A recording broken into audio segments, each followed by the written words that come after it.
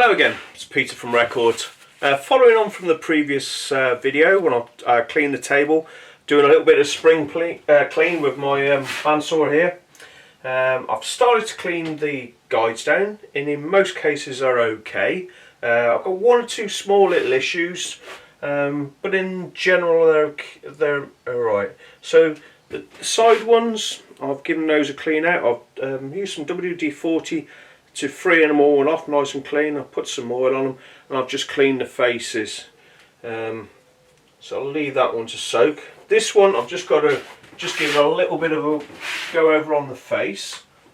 So what I've done is just put a bit of wet and dry in the vise and clamped it with some wood, and allows me just to clean those working faces up a little bit.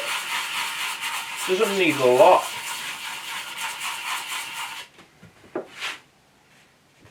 Soon do it.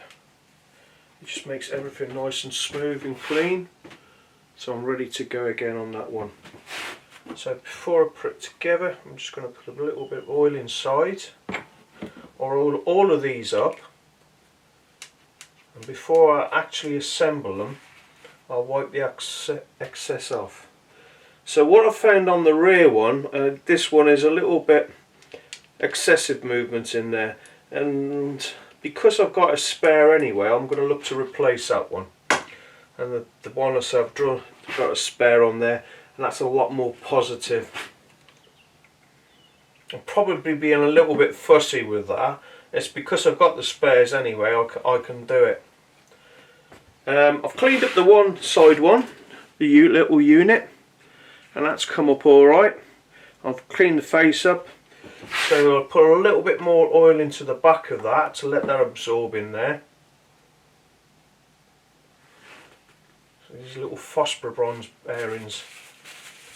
I think I said oil light before, but they're phosphor bronze bearings. But what I've found on this one is sometimes it's stuck and the blades just run across it. So it's worn a little groove in there, sort of thing. So I like to keep on catching. Again, probably being a little bit over fussy. I could clean that off. It'll take a bit of doing though, because I have got a bit of an edge in there. So rather than doing that, again, I've got a spare unit. I'm going to put that together.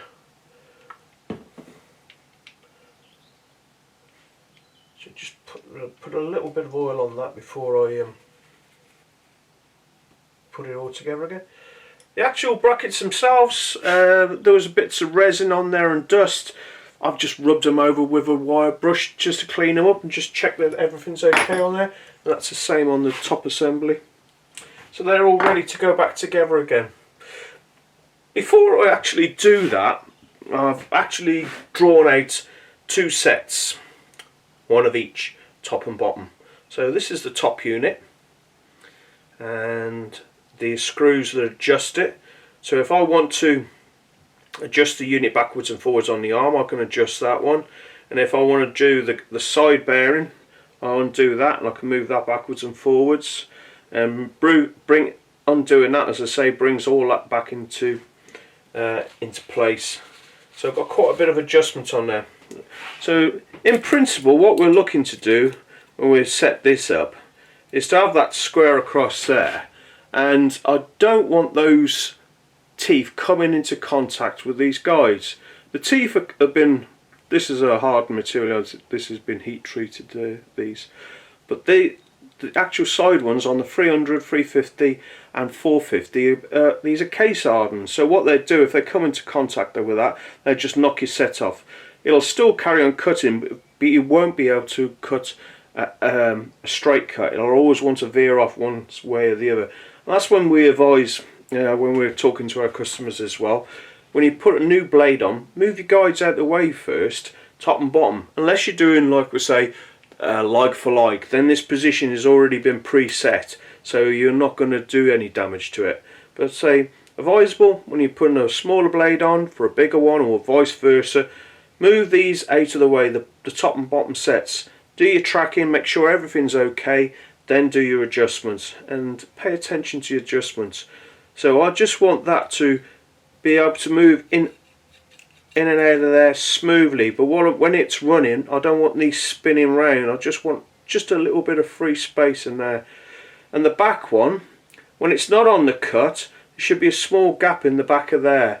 When you're onto the load of the cut, that's carrying the weight of it, so then it should come into contact with that and rotate, but the teeth should still not come into contact with the side ones. So on the bottom ones, and again this is the same 300, 350, 450 BS range. This is the actual unit. You wouldn't normally see this, this is all buried by the table. I thought this is a good opportunity to show you all of what's going on here, because it's quite comprehensive. It's a nice little unit. So this carries the actual weight of the table. You've got 4 holes up to fix that table on. So on the back of it you've got a locking lever here, so that moves you trunnion up and down so you can set your angles. You have got a little pointer on there to set it to 0 when you originally square the machine up, but you've got a dead stop on there anyway, so it kind of makes that redundant anyway.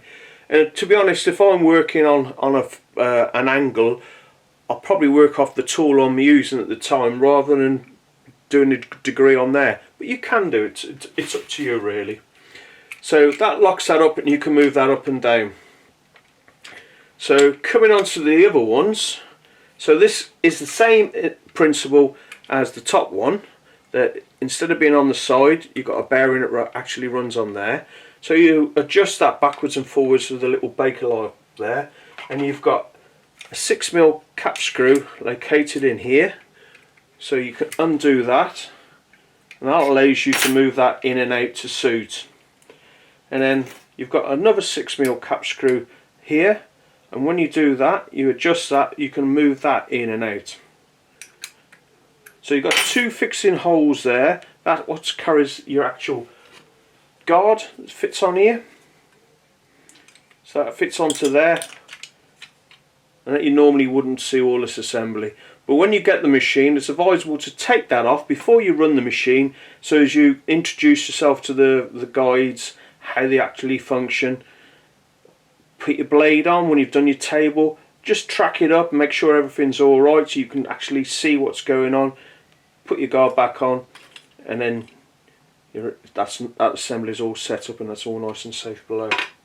So the principle again is the same on the top ones as it is on this bottom one. You can adjust these in and out with these 2 screws, and then adjust the back one so that takes the weight of that. So you do your tracking, then you can introduce these in, you slide them in, and so it's the same principle as the top ones. That carries the actual weight, the rear bearing here carries the actual weight of the blade when it's in contact, and it's the same. You don't want the teeth to come into contact with these side ones. Again, these are case hardened as well, and knock your set off. So you've got plenty of adjustment there, and that's a nice little unit. It's fixed onto the machine with 2 screws, a cap screw at the front through there, and then at the rear there's a cap screw that holds it in there. But also, what's good to note on here is you've got 4 grub screws, and this is factory set, but again, if it's slightly out, if you put a square on the table and it's not dead square to the back of the blade, what you can do is ease those 2 locking screws off, and then through, when you've got the table on, you can get these 2 little grub screws here and at the back, but you need very little movement. And when you release these screws off, don't do it so as it's slack, just ease them off, and then whatever grub screw you need to adjust, you adjust it. Just little movements at a time, but don't fight against the bracket. It shouldn't be, you need much adjustment on there, but you need to be able to slacken these off, that you can do it, say, without fighting against the casting. What you will do if you fight against the casting, you'll rip the threads in the actual unit itself.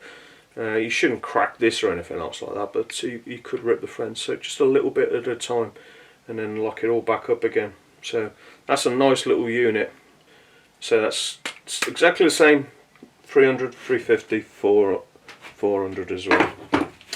So what I should do next is I'm going to take the band wheels off and check the drive belt off and give it a good hoover inside, take all the waste out in it, because I did quite a bit of cutting previously on it, and I'm going to check my band wheel bearings out, see what sort of condition they're in, and the drive belt is relatively new, so it probably just wants a little clean out inside of it, just see what the condition of the tyres are like. So that's the next one to follow up, which we'll do shortly, and we'll catch up with you again soon. Cheers, bye.